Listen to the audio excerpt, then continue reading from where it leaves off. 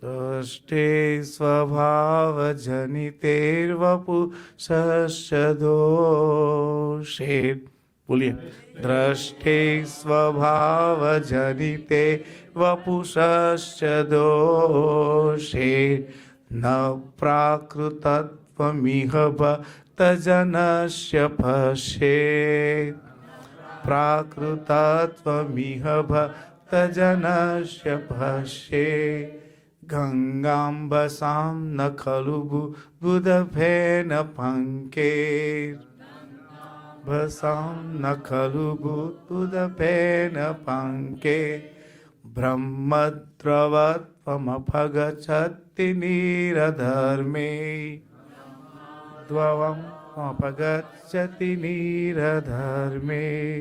Now we'll all sing together.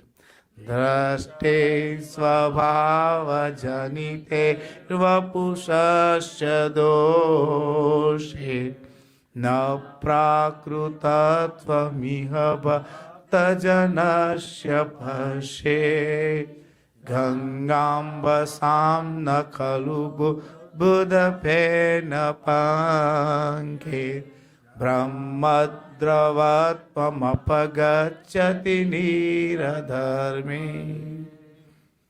So translation by His Divine Grace Srila Prabhupada.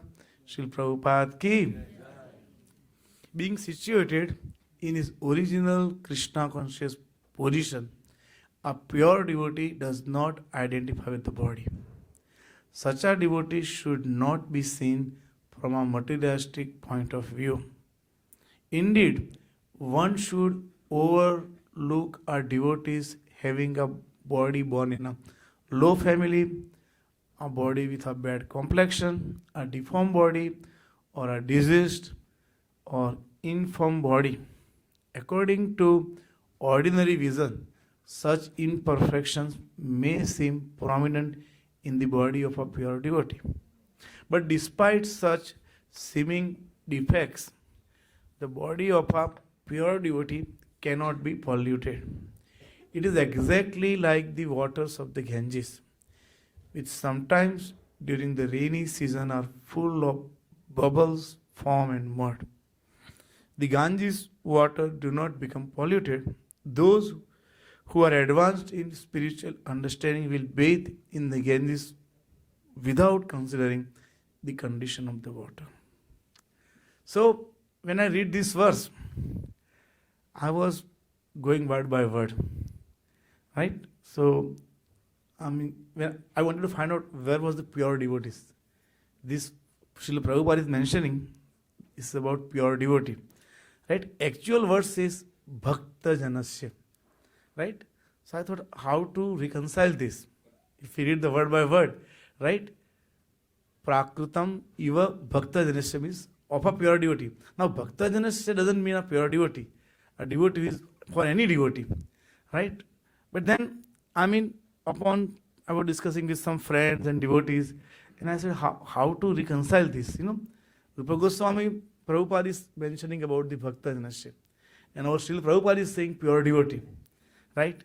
But then, thinking about myself and so many my fellow, of you, congregation, and then I thought, am I completely free of the bodily platform?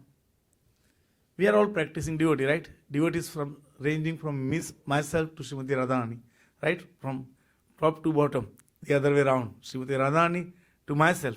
We are all practicing devotees, right? But can I consider myself that I am not on a bodily platform, right? Like not on a bodily platform means whatsoever, completely not kind of a conscious or concern about being in this body. Can you think about some devotees from your memory that has no bodily consideration? From Srimad Bhagavatam, from your recent past, just somebody that we can quote, right? Bharat Maharaj, right? This is, exactly that was what is in my mind, right? We know the life story of Bharat Maharaj, right? When he was the emperor of the whole universe, right? And he gave up that in a second, in his full youth. He went to the forest, and he has so much sympathy for somehow when he was doing the austerity, he has sympathy of baby deer. A mother is giving the birth, she gives up her life, and he takes care of that baby, and then baby deer, and he falls in kind of so much, I would say, love, not so much attachment, compassion, that who would take care of this baby deer?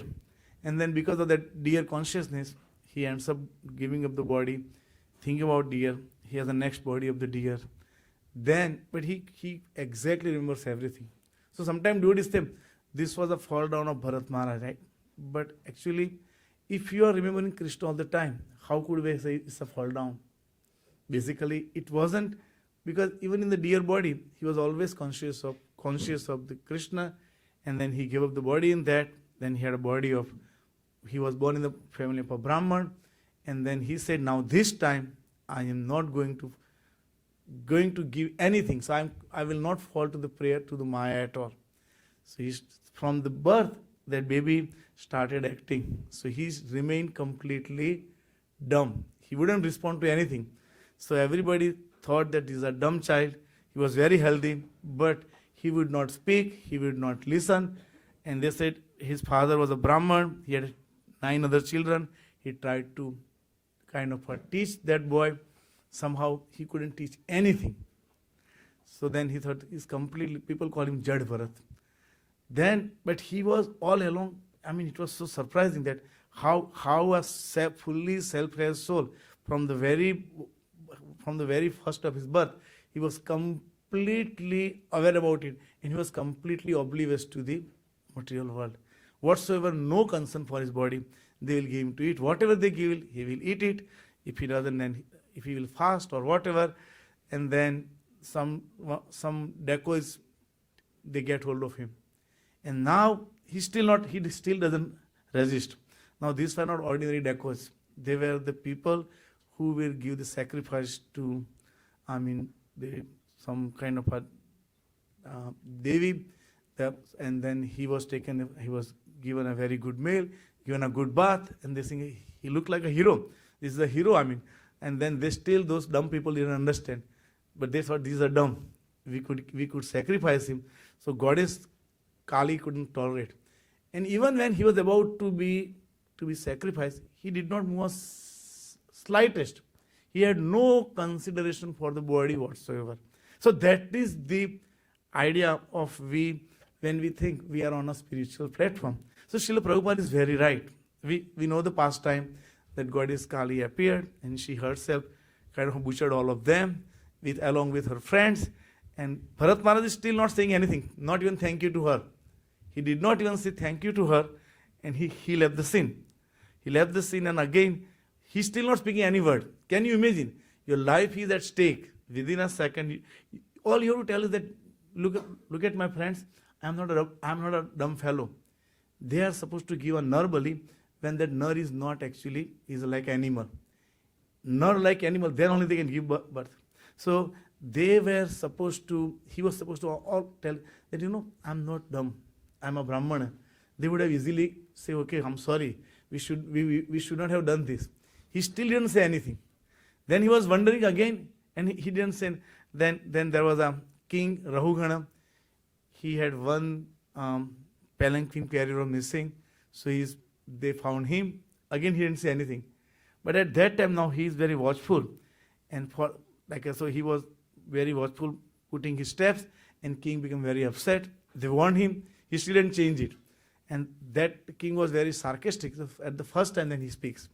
Idea is that, so when a person on a completely spiritual platform, when we say devotees, actually devotees mean pure devotee, right? When we doctor, means somebody who has done the training, right? Devotees generally mean that should be, but so that's why Srila Prabhupada, then devotee means actually, as long as we are not pure, it's a work in progress. We are trying to be devotee, right? Bhakta Janas, actually we become very, very, very sincere, completely dedicated, committed, then we are known as a devotee. So this is where we need the acharyas, right? He says this is very true. We are all practicing devotees, but it's a work in progress. right? So my kind of the focus on this verse, the purport is very elaborate, nice purport. Srila Prabhupada is thinking now, he's giving the characteristics of the pure devotee and how we should not judge the pure devotee on a bodily platform, how we should kind of respect, we should be very careful about the Vaishnava pras and all that. I highly recommend that all of you please, when you get a chance, I'm sure most of you have read it, but if not, please read it, right? So our focus is that, right? Talking about myself like a neophyte devotee, even when we practice the devotional service, we are on the bodily platform. I'm on the bodily platform, right? I'm on the bodily platform. So we're going to talk something about that, right? You guys all can see that, right? Because I need to use the internet, so I will not expand it, but you guys can see that, right? So false ego. What is false ego? Who will tell me? Please. Okay, Dhruva. The root cause of material. But what is it is the one of the kind of, you are very smart. Thank you so much. Dhruva has been trained by our Sunday school teachers. You guys should be proud. Look at the, he just clean board on the first. Dhruva, that was very good. What is false ego? It is the root cause of material existence. What would you say false ego? Please see, you guys know that. You guys know that you have to answer this. I have prepared a lot. And again, I will be the cause of the anxiety. So please start answering. All of you know this answer. False identification. Yes. False ego means what is my identity. Right? What is false ego means? I identify with my body. Right? We all of us, why it is false?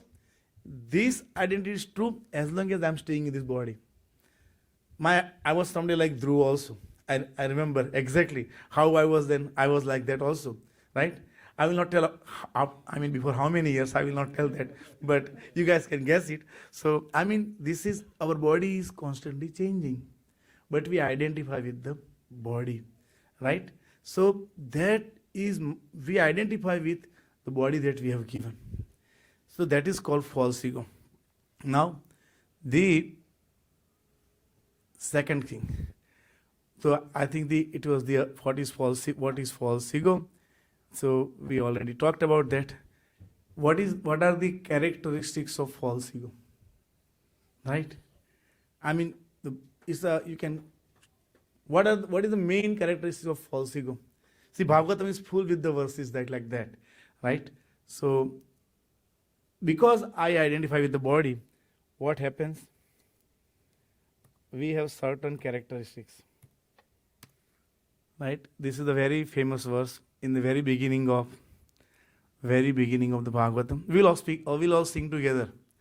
Pranalpayusha sabhya kalo asmin yuge jana manda sumanda matayo manda bhagya yupadruta. Right? These are the characteristics of our age. So, let's try not to be so proud of our age, right? Oh, learned one, in this iron age of Kalin, men always have but short life, right? Before this age, men used to live in Dwapar Yuga 1,000 years, in Treta Yuga 10,000 years, and Satya Yuga 100,000 years. We are the least, and I'm a doctor by profession. I have hardly seen anybody of 100 years of age. I have heard in the newspapers and media sometimes somebody becomes 100-year-old, but I haven't seen it, right? So it is, and even if somebody turns 100 years, we know how last 20 years goes, right? So we have a very short duration of life. And what are our other qualities? Quarrelsome, lazy, misguided, unlucky, and above all, always disturb. Always disturb. If you don't agree me, please, tell me, if this is the cardinal sign, right? When you say any disease, what is the main symptom? Main symptom is always disturb. always disturb. And see, and no matter what, no matter from where, from top to bottom, everyone is here disturbed. And everybody thinks, I have a very valid reason. Other people, they really don't know. They are for trivial things, they waste their life.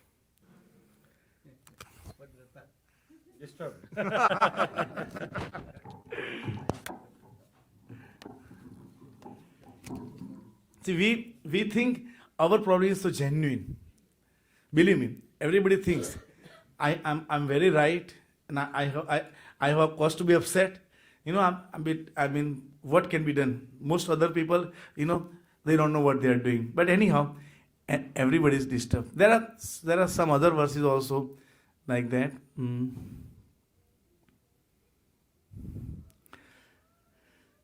7.5.5. Does anybody know which is this verse?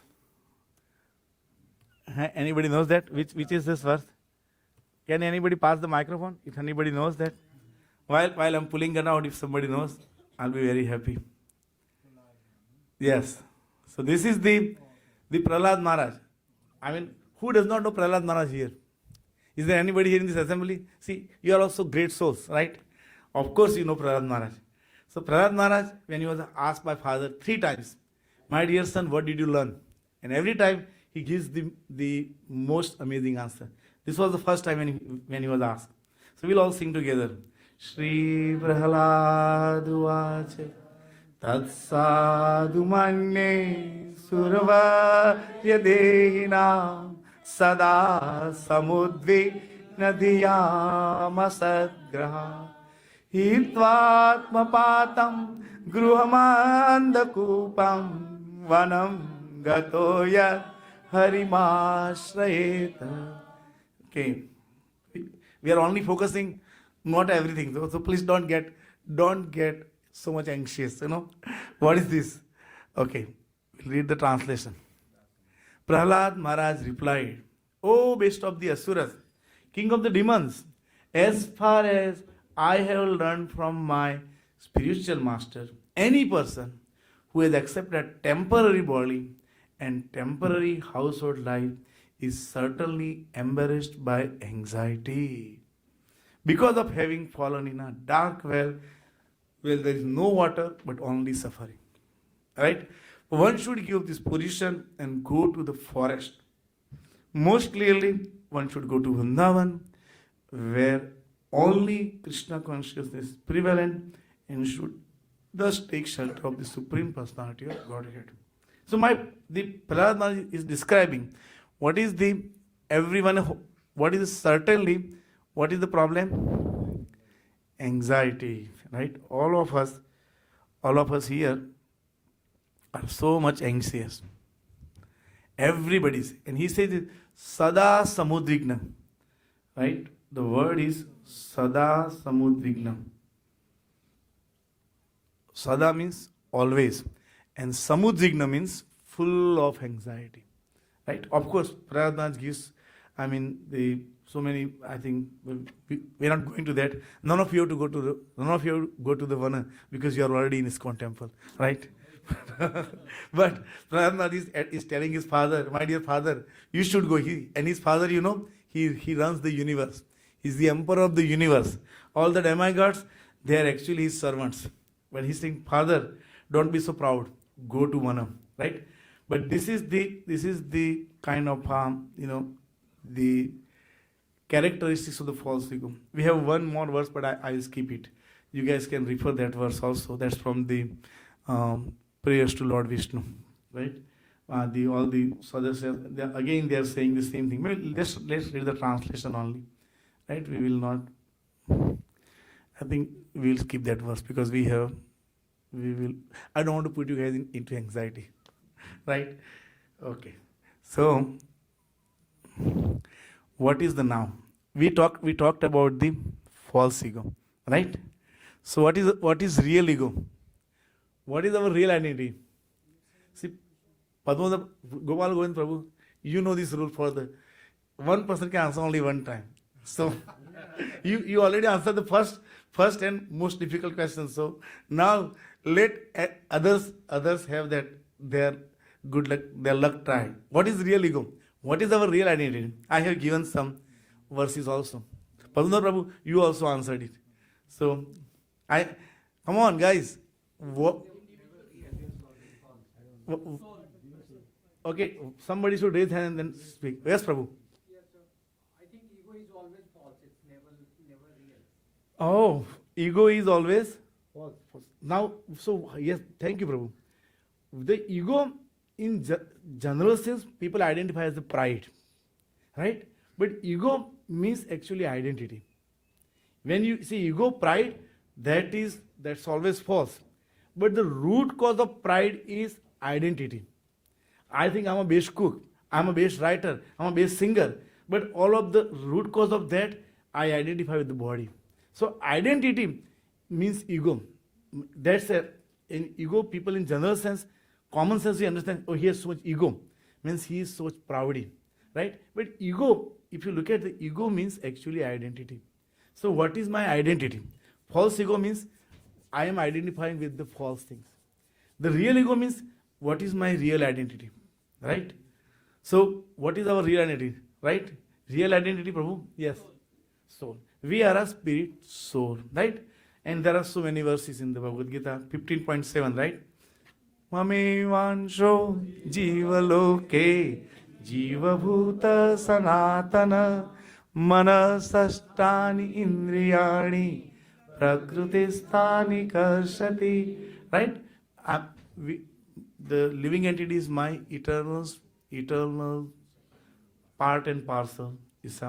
But because of the conditioning, what is the conditioning? He struggles with the six senses and mind, including mind. Okay, so actually we are spirit soul. Now what is further identity? Like we can say, oh, we are all human beings. Somebody can over here, somebody can come monkey, then say we are all human beings, right? But then we have more definite identity. Each one of us has a name, kind of from age, birth, so we are a spirit soul. But what is our more deeper identity? Right? Can you guys see this or no, right? No, I think, yeah. We can put the slide some more. Okay. Okay, now. Okay. Right? So this is the identity given by, now you can see that, right? Or should I make it bigger? You can read, right? So we can all sing together. Naham vipro nacha narapati napi vaishyo na shudro naham varani nacha grahapati navanasto yatirva kintu prodyan nikhila parama nandapurnamritabde gopi bharatu pada kamalayo dasa dasanudasa. So this is from, if you look at the, okay,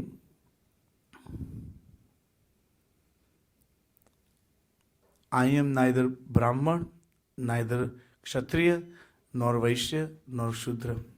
I am neither Brahmachari, nor Grahaspati, nor Vanaprastha, nor Sannyasi.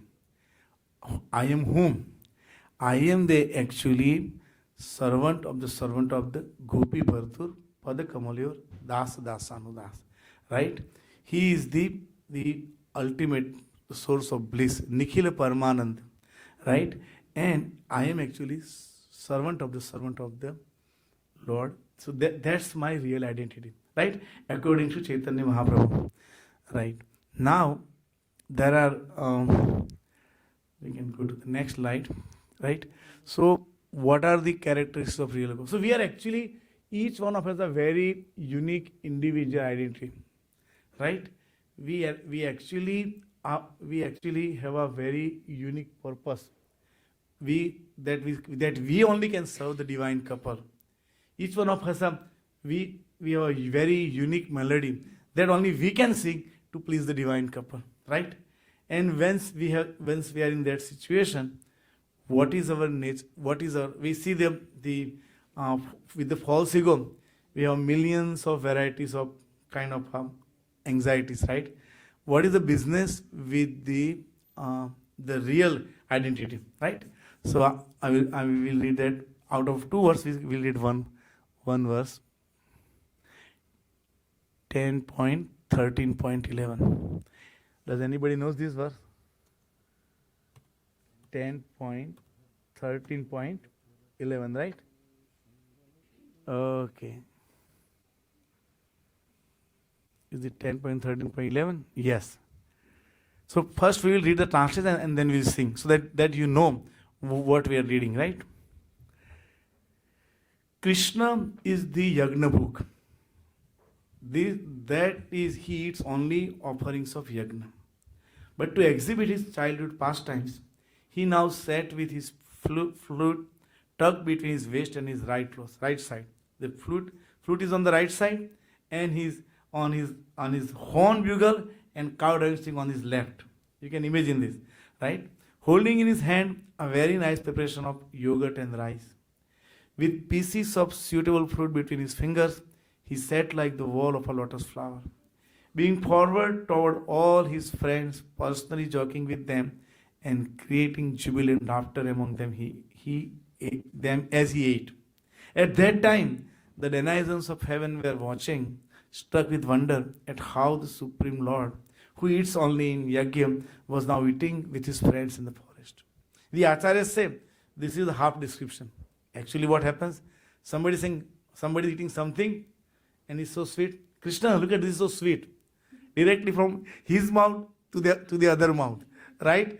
And then Krishna, sometimes they say, no, it's not happening. Then Krishna will call him and then say, come here. And this is from his directly mouth, without any, no touch technique. Like when we do asepsis, we don't have to touch anywhere. So this is without touching, even the food goes from one mouth to the other mouth. And the demigods that they are watching, Brahmaji is watching, what is this? What is this? This is the Supreme Lord. That's a whole different story. But the idea is that in our real ego, we have this fun game. Every day morning to a new picnic. Every day morning to a new venture. Every day morning, right? Singing, dancing, forest, eating in the forest, coming home, and then eat with Krishna, right? Now, and there is whatsoever no anxiety. The only anxiety is that when Krishna will come. We are waiting for so long. Where did he go? He made us play over here, and where did he disappear, right? But that's the only anxiety about thinking about Krishna. That's the spiritual world. And that's our real identity. Now, in the false ego, always under so many anxieties. With the real ego, our real identity, always serving Krishna, right? So there is one similar verse. You guys can read some other time. And there are the Bhagavatam is full of these verses, right? This is one from the Gopi Gita 10.21.5. So now, the problem is that we have to shift from the false ego. I'm here stuck with this bodily identity day and night. I'm worried about me and mine, me and my family, my society, my party, my country, right? All the time I'm worried about that. And what happens? The people for whom I'm worried, right? Because of them, actually, I'm getting another material body. What does an average person do? We are all average person, right? We took care of our family, some friends. We have a society. We want to help our friends and family. But this is what we do. We spend our entire life for the family. And what good do we do to them? We also give them the same anxiety in the gift, right? This is the anxiety that we have. The moment a child is born, now I have to do this, he has to do this, then you have to get a good score, get good college, good career, good life partner, children. So what? Then he starts doing the same thing. Then you worry about the grandchildren. I know some of them worry about the great grandchildren, right? And they think they are so fortunate, right? What do we do then? Bhagavatam says that we are reborn in the same family, because they are so attached to it. We're so attached to that we go to Pitrulokam and we watch them over there, right? Wow, what they are doing, right? This is this our life? My point is that, imagine we have gone through millions of births. Somebody from my last birthday, if they come and approach me, what would happen? I say, come on, what is this nonsense?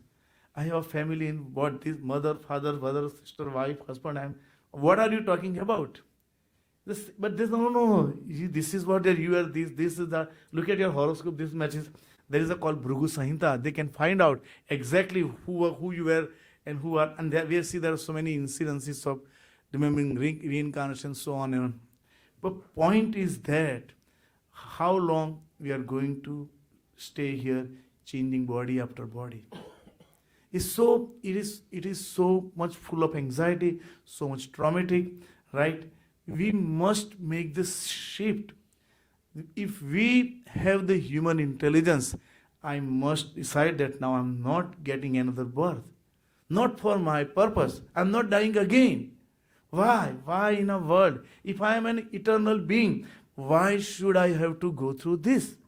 We must find a solution. Otherwise, what's the use of our intelligence, right? Whatever abilities or whatnot, what's the difference between us and any animals?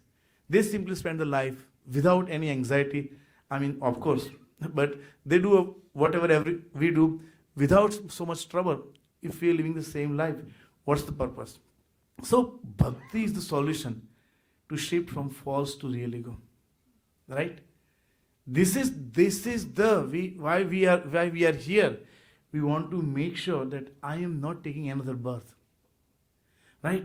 If see, most people, they have no such clue. They have no such knowledge. The outside world is that all you have one chance. So they say, do anything.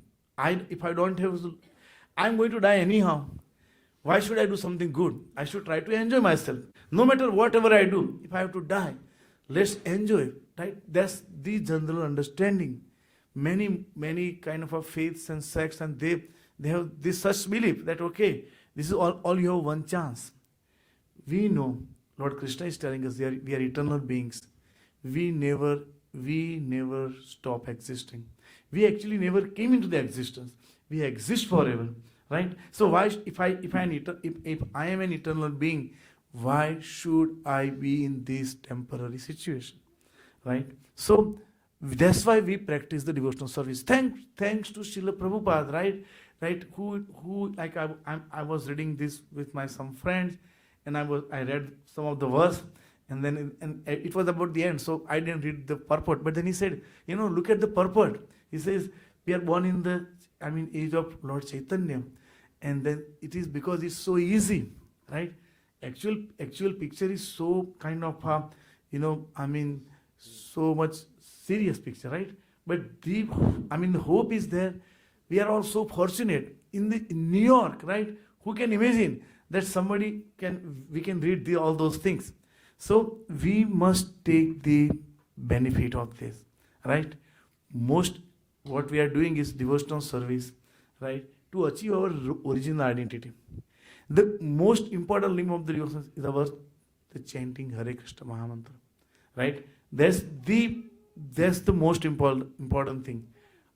The chanting of Hare Krishna mantra itself, it gives us everything. It gives us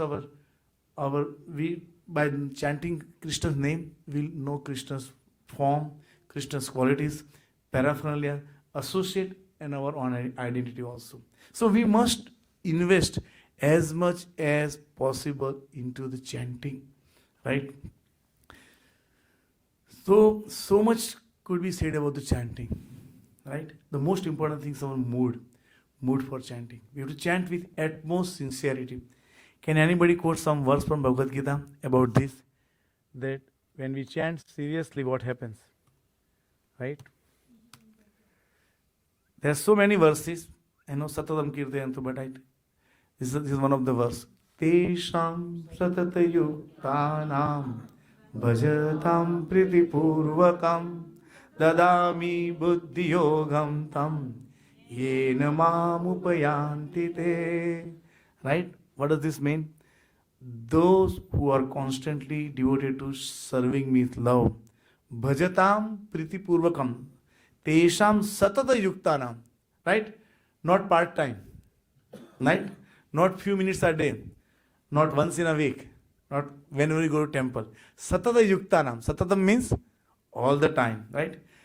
You think, Prabhu, we don't do all the time. But if we start someday, we will come to this platform. And I will explain how, right? He says, those who are constantly devoted to serving me with love, I give the understanding by which they can come to me. Now, chanting is a process of actually we are begging to Krishna. My dear Lord, I'm struggling. My dear Lord, please help me. Depending upon individual mindset. My dear Lord, thank you so much. Please, please help me serve you. Right? Thank you. We have so many things to say thank you.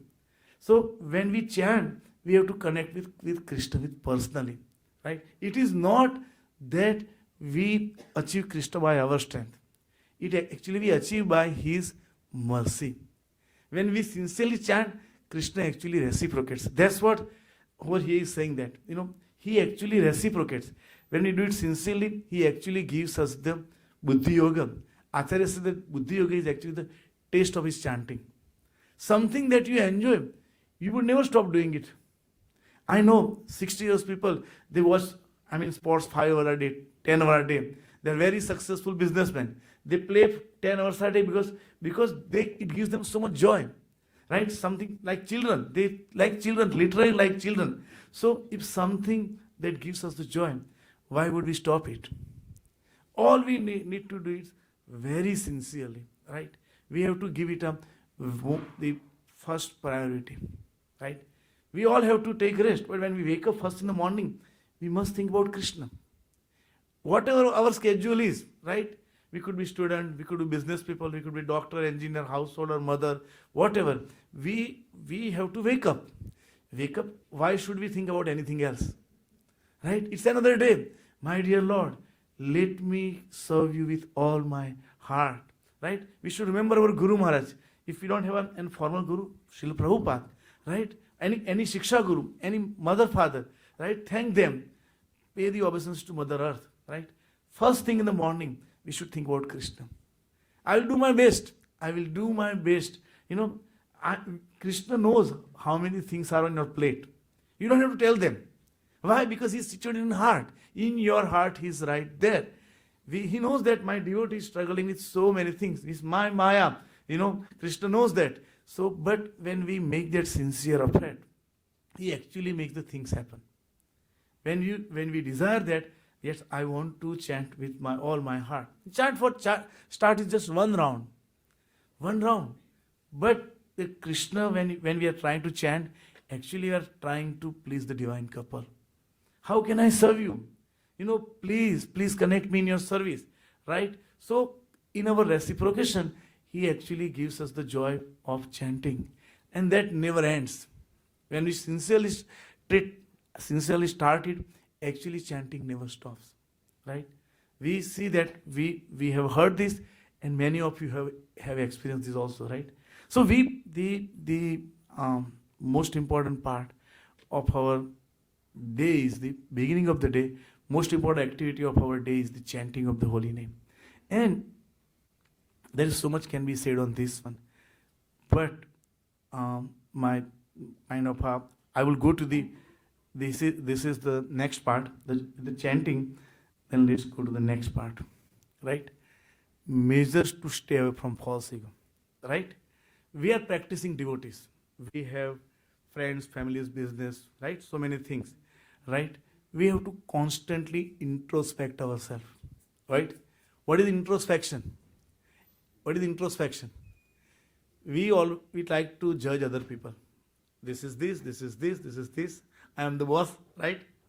We try to give the label to the whole world, right? I think we should stop that, right? That's none of my business. I should constantly look in mind.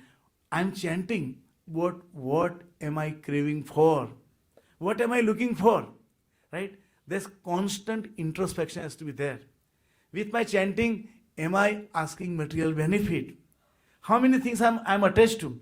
What am I averse to? Am I being envious to anyone? Why? I must look for those things. Right? Ichha dvesha samuthena. Finish karo. Dvanda mohena bharata. Sarva bhutani sammoham sarge yanti parat. All of us are controlled by our ichha and dvesh, desires and envy. Right? In our heart, we have to When, see, if I'm attached to my family members, what can I be done? It's a very obvious thing. We were talking this morning, and one of our dear friend, very dear friend, asked that, what should I do? I'm doing mine, but I'm so attached to my, how should I get out of that attachment? Right? But if I'm envious to anybody, see, attachment is easy to work on, right? If I'm attached to someone, I want to help that person. I want to do maximum possible for that person. What is the best thing that I can do for somebody who I'm attached? Right? Share Krishna. Right? If I love somebody, if I'm worried about somebody so much, the best thing is that I should share Krishna with that person. Then it's not no more my worry. Krishna is saying that, even somebody has done slightest, which is that verse. Somebody has done slightest, actually I took care of that biggest problem. Neha Vikramana Shosti Pratyavayo na vidyate Salpam apiyasya dharmasya Trayate mahato bhaya. Right? In this endeavor, there is no loss or diminution. And a little advancement on this path can protect one from the most dangerous type of fear. So when I see I'm attached to this many people, what I should do? I should try most sincerely to connect with them and with the holy name. Even sometimes people, as long as I have connection, it's very easy. When we don't have connection, what to do, right? Somehow, indirectly, directly, if they are not listening to us, they don't want to speak to us, they say, come on, I have no time, right? But then somehow if we connect them to Krishna, our job is finished, right? The difficult part is the envy, right? We should always see, am I being envious to anyone? Do I feel animosity towards anyone, right? That part has to be worked out. If I'm envious to someone, then that means I don't have faith in Krishna. I don't know how the things work, right? I think Krishna is partial, right? So we must work on these things also. Actually, if we are envious to anybody, we should try to find out what is that I am envious on this person. He must deserve this. He has this thing because he deserves it. That's why Krishna is giving him. Go and appreciate from your heart and try to get out of that envy, right? So constant introspection. I'm saying that how to stay away from the false ego. Me versus others. Me and mine versus the world. How do I get out that mentality? This is ours versus this. Mine versus yours, right? Then we have to cultivate genuine humility, right? The moment I start thinking, oh, now I'm chanting, I have taken the initiation, now I'm Brahman, I'm belonging this family and that family, I belong to that and I do this, right? That's kind of another subtle kind of pride over there, right? We have to cultivate genuine humility. Whatever we do it over here is solely the grace of our Acharya, our Guru, and the Lord, right? It's not my strength. It's only by the grace. We should genuinely feel that, right? If we feel the genuine humility, we'll have a very less likely chance of developing that false ego, right? Then we should always focus on the association, right? Avoid wrong association, always look for positive association, right? Because we have a very unique capacity of whatever we associate, we grab that qualities, right? We have to be careful. In subtle mind that leaves the impression, right? And if it is, all these things will lead us to the false ego, right? So then the another powerful thing is the reading Srimad Bhagavatam in the association of the devotees, especially advanced devotees, right? When we read the Bhagavatam, that's the kind of, in the association of devotees, all these things actually help us find out our original identity and to stay away from false ego, right? So, I think, 1 second. I would end over here. If somebody has any comment or question, there are a few more sites. But we should have some kind of some. Yes, Prabhu. Boliye, Prabhuji.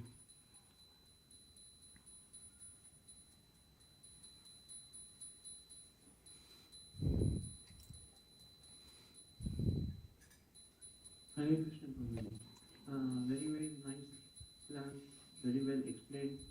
Prabhuji, you mentioned that we have been taking millions of births,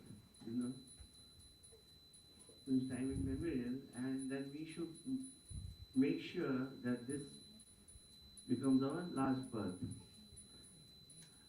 Now Krishna mentions, like there are two ways where we can make this our last birth.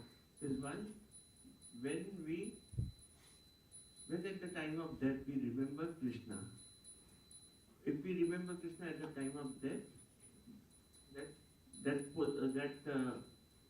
we will attain that thing.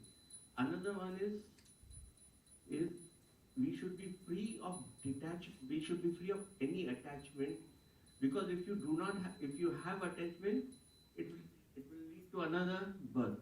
So we have to first of all be detached. Second, we have to remember Krishna.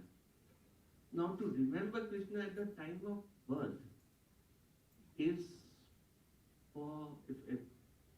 it's not easy, right?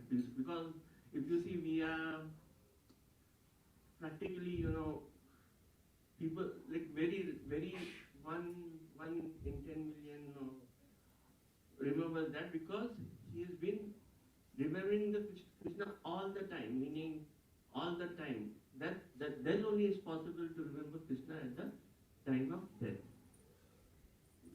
So, having said that, we might have to take some more birth to reach to that level. Now, if we see from the Shastras, the few devotees which we know, one is like Sudama. Regardless whether he was in poverty, he used to remember Krishna. He didn't eat for days, but still remembering Krishna, Krishna, Krishna. Then another was their devotees. One is Vibhishan, and then Maharaj Bali, right? So now there are many devotees from the Shastra, but we are not at that level yet. None of us. So because we are still attached, because otherwise we would have been not yet taken birth. So now, how do we? Obviously, we need to practice. How do we? What are the steps? What guidance would you give to get to that level? So Prabhuji, thank you so much. Very, very wonderful question, right? I said that we have to decide now that we are taking birth again. He's saying that we can decide anything, but how are we going to achieve that, right? So the entire is all mental game. The whole, everything, our existence is mental game. So whatever our current situations it could be, but at least we can decide that now enough is enough. I don't want to extend this again, right? I don't have to worry about my death because I'm not dying. And I'm telling you, all of you also, death means when you forget Krishna. Death means you become involved when you become involved with your body business. The body is there, a tool for you to serve Krishna. So I just have to take care of this moment. Why should I worry about everything? Tell me, if I like when I was little, I have many elders, and if they are with me, I would never worry anything because everything will be arranged. What do you want to eat? What do you want to drink? I want to do this. Even before I say, they will arrange the things for me. So all I'm telling you is plan for the moment, plan for the day. If Krishna is saying that, why would he not do that? Right? This is real. Srila Prabhupada is real, right? We see in our day and time, right? There is no such example in the world that we can see that can come close to Srila Prabhupada. Somebody who is 70 years old, nobody knows him here practically, right? Somebody knows why. He has no whatsoever, no connections, nothing, no money, nothing. And he comes and does unbelievable, unthinkable, right? Unachievable from any material standard. So all my request is that have faith in Krishna's word, right? Why do I have to worry? Krishna is saying that I am an eternal being and I am not dying. I am not dying. I will pay the attention on day to day. And again, every day when we do that, there are certain critical moment when we wake up, right? Wake up, what is in my mind? That defines who I am. What is in my mind? First thing in the morning, what comes to my mind? How do I plan my day around? Right? When we are young, we used to plan our days around our sports, right? Our career, our study, right? Then our family and life partner and so on. So Friday movie is there, so we plan around the Friday movie, or there is some show is going on, some match is going on. Now I'm saying that our day is being planned, that activity that I give the most priority. Now at this stage of life, what is my most important priority? How do I plan my day around? I want to give some dedicated time to chanting Krishna's name. My day should plan around that. The night before, what time I go to sleep, what time I eat, right? How do I plan the night? And then how do I use the alarm? When we try this day after day, sometimes we'll fail it. But because we try it, eventually it will become a habit.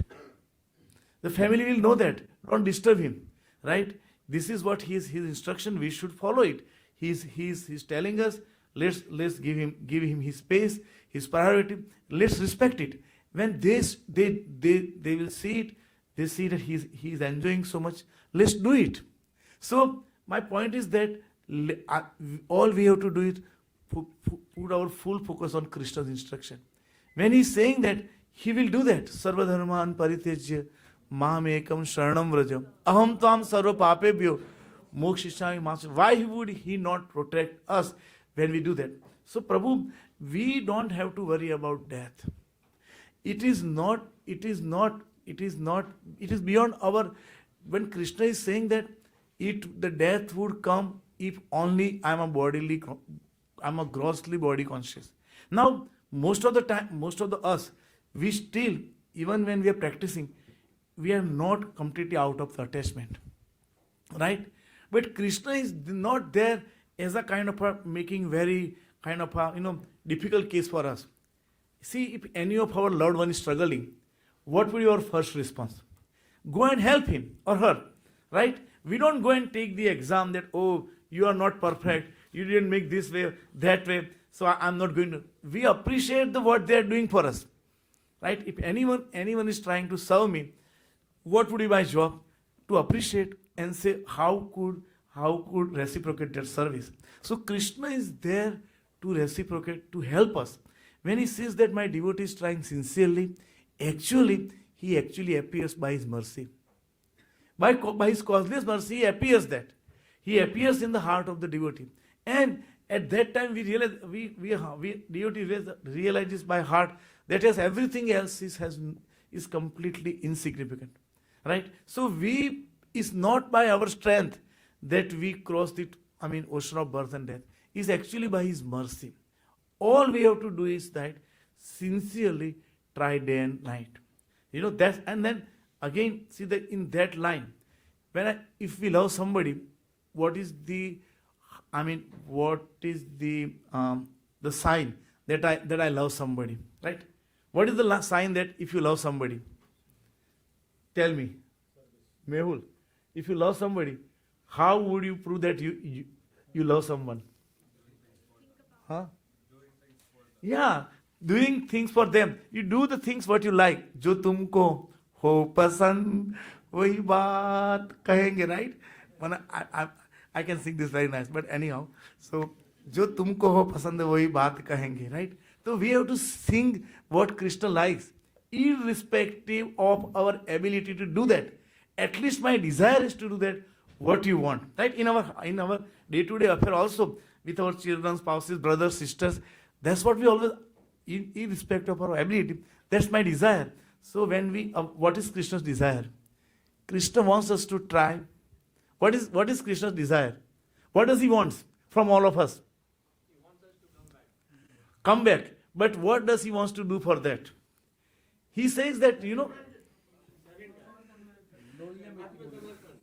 Atma Samarpan, the most important thing, see, out of all of these things, I mean, you guys making me feel kind of, I know, you know the answer, but you're not giving it. I know, many of you know the answer.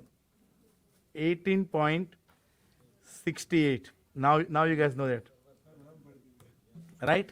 18.68. Krishna is saying that, you have to try. Yaidam paramam guhyam madbhakteshva vidhasyate bhaktim mai param krutva mame vaishyatya sanshaya. Right? See, Krishna, what is he saying?